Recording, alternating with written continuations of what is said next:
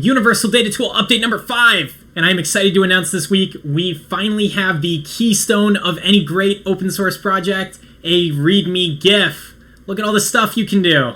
Wow. We now have a documentation site, docs.universaldatatool.com. So I've started filling out some of this, so hopefully we can continue to fill it in.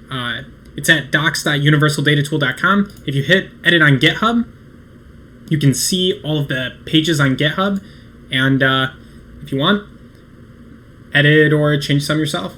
One thing I'd really like to do is get some of these pages on how to use with machine learning frameworks, some of these machine learning frameworks. So if you're using a machine learning framework and you want to share how you're using the UDT, that'd be great. We have finally fixed our desktop builds, which were broken for a good 10, 20 releases, but now you are able to download them again, Mac, Linux, and Windows, and they should be a little bit more stable. Big thanks to Renato for merging in Portuguese translations. So we now have Portuguese translations in our menu here. There's an issue with missing glyphs, but that's the first step, so big thanks. I also want to give a shout out to KongDV that made this page responsive. So if we make this page smaller, it actually looks okay at every size, which is awesome.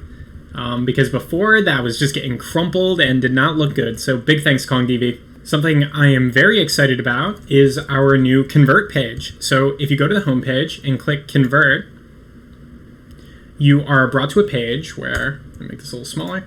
You're brought to a page where you can convert UDT, CSV, or JSON files into other formats.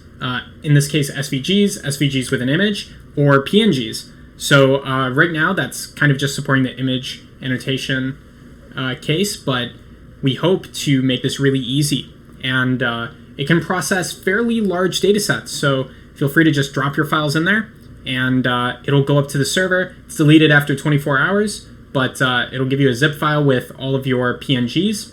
And if you want to run it locally, maybe you don't want to upload your data to a server, we also have this new repo, Awesome UDT, and we have the converters built in there.